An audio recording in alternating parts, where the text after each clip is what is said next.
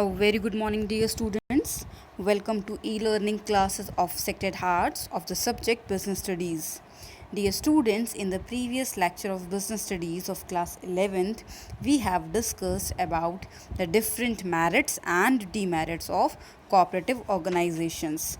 There were a lot of merits of cooperative organizations such as equality in voting status, each one get one voting right.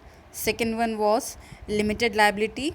The liability of members remain limited till the amount of capital they have contributed in the form of share capital. Thereafter the merit was stable existence. Any case of death, insolvency or incapacity doesn't affect the life or the working of the cooperative organization.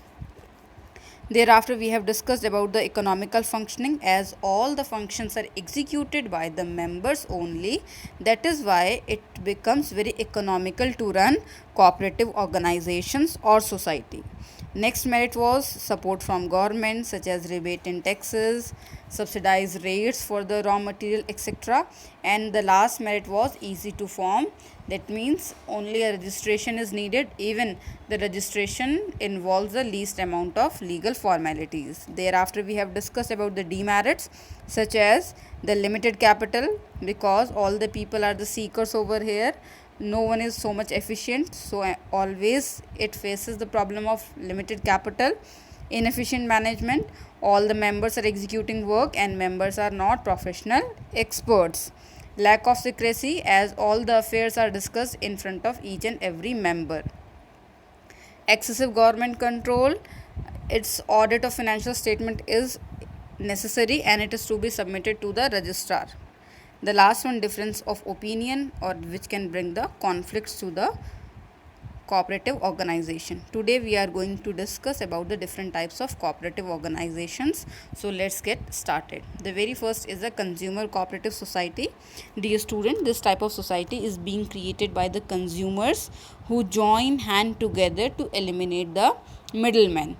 So the basic objective is to eliminate the middleman, and when the middleman will be eliminated, the prices will automatically become the lesser one, and the amount of profit of the store is distributed whatever the after the mutual help objective. If any profit is earned, so that profit is distributed among all the members as dividend on capital.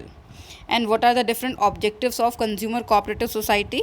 The first is to ensure steady supply of essential goods. Steady, that means regular supply.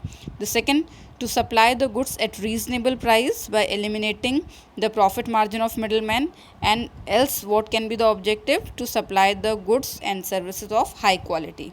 This is all about consumer cooperative society.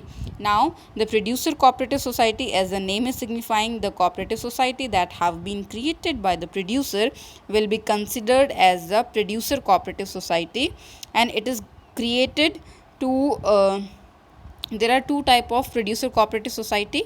The one which used to provide the raw material, input, machinery, etc., so that the producer can concentrate on the production activities. And the second type of producer cooperative society is one who sells the goods that have been produced by these producers. And what are the objective? The first objective, to ensure steady supply of raw material, inputs, etc. at reasonable price, because until and unless there will be not a steady supply of the raw material, the goods cannot be produced. Second, to provide latest machinery and new technology of production. Third will be the to ensure smooth distribution and sale of goods produced by the member.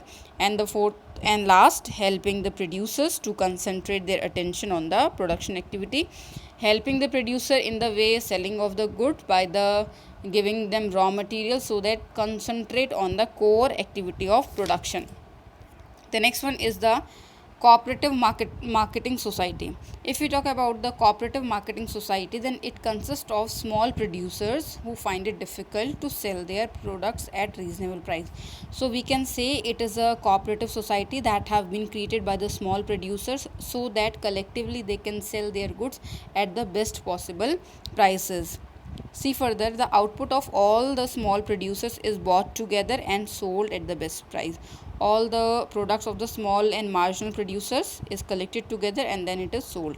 And what are the objective of this society? The first, to ensure a steady and favorable market for the output of its members. Next, to ensure the best price for the output. Third, to provide the facilities like transportation, warehousing, packaging, etc., which is very difficult for them to afford individually. Next, to ensure honest trading practices in weighing, measuring, and accounting. Thereafter, we will come to the next one, that is the cooperative credit society. So it is a society that have been created by the people who find it difficult to arrange credit or loans. These societies provide financial assistance to its members and promote the habit of saving among the member. Financial assistance, that means financial support. It used to provide the financial support by providing the finance at the time of requirement.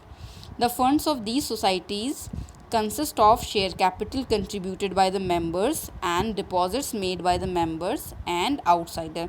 And how it get used to get the finance? Whatever the share capital is there, whatever the amount of saving is deposited by the members and by the outsiders. Now, what are the objective of cooperative credit societies? The first, to protect the members from the exploitation of the money lenders. We all know the characteristic and the introduction of the money lender, how exploitive in nature they are. So protect the members from the money lenders and their exploitation.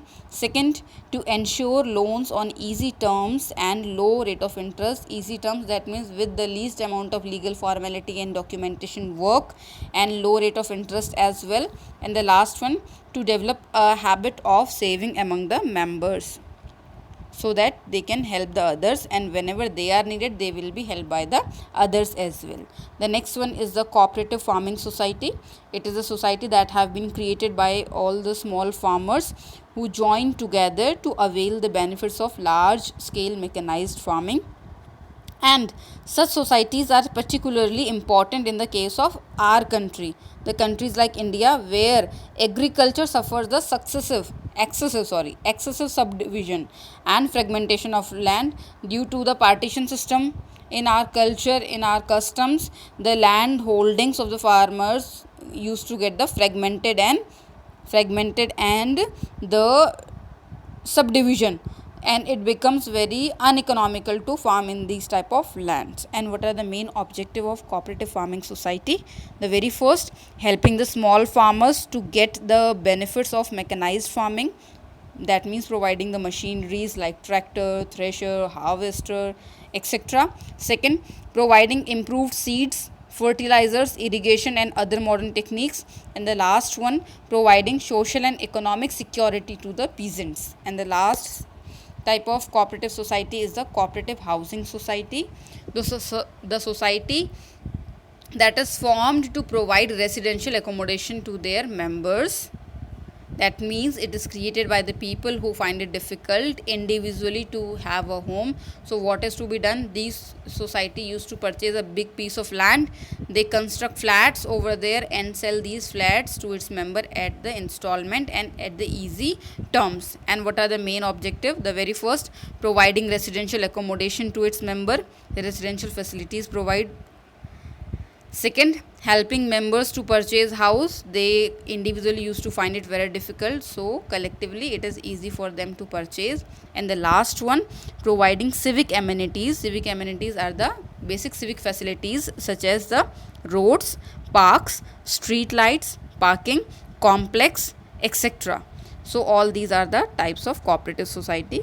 So today we have discussed about the different type of cooperative society, in which we have discussed about consumer cooperative society, producers cooperative society, cooperative marketing society, cooperative credit society, cooperative farming society, and last, cooperative housing society. This is all about today. God bless you all. Lots of love.